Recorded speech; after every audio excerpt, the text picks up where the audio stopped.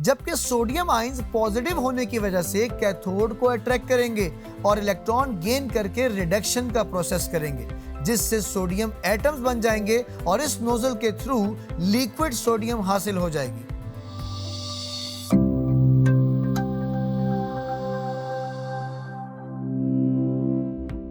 Sodium इतना reactive metal है कि अगर मैं इसको पानी से रिएक्ट करवाऊं तो ये आग लगा देता है।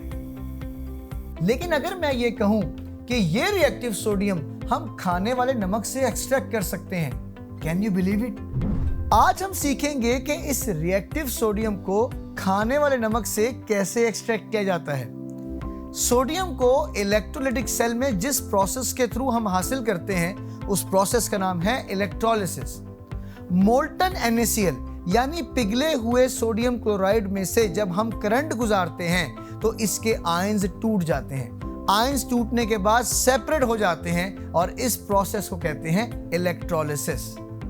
सोडियम को जिस इलेक्ट्रोलाइटिक सेल के थ्रू एक्सट्रैक्ट किया जाता है उसका स्पेसिफिक नेम होता है डॉन सेल। आइए इस डॉन सेल को कंस्ट्रक्ट करते हैं। सबसे पहले ये एनोड देखें।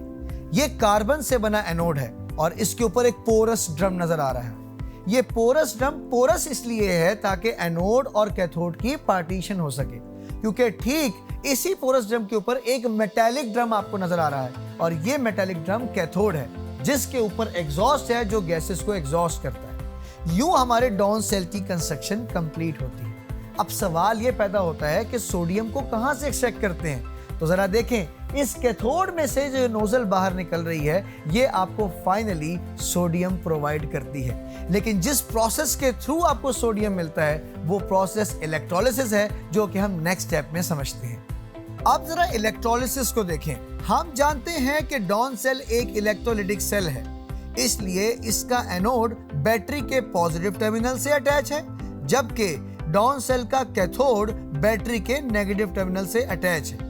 यूं सर्किट कंप्लीट होने पे जब हम लोग करंट गुजारते हैं और मोल्टन NaCl यानी पिघले हुए NaCl में से करंट गुजारते हैं तो उसमें आयनाइजेशन होती है, आयंस बनते हैं। अब क्लोराइड आयन नेगेटिव चार्ज रखने की वजह से एनोड की तरफ अट्रैक्ट होंगे और इलेक्ट्रॉन लूज कर देंगे यानी ऑक्सीडेशन करेंगे, जिससे क्लोरीन गैस बनके एग्जॉस्ट हो जाएगी। जबकि सोडियम आयंस पॉजिटिव होने की वजह से कैथोड को अट्रैक्ट करेंगे और इलेक्ट्रॉन गेन करके रिडक्शन का प्रोसेस करेंगे, जिससे सोडियम एटम्स बन जाएंगे और इस नोजल के थ्रू लिक्विड सोडियम हासिल हो जाएगी, जो कि ठंडा होने पर फाइनली हमारे पास सॉलिड फॉर्म में हासिल हो जाती है। हमने खाने वाले नमक से सोडियम तो हासिल कर लिया, मगर इस सोडियम की रिएक्टिविटी इतनी ज्यादा क्यों है? ये बात हम जानेंगे अपनी नेक्स्ट वीडियो में, जहां हम डिस्कस करेंगे रिएक्टिविटी ऑफ अल्कली मेटल्स।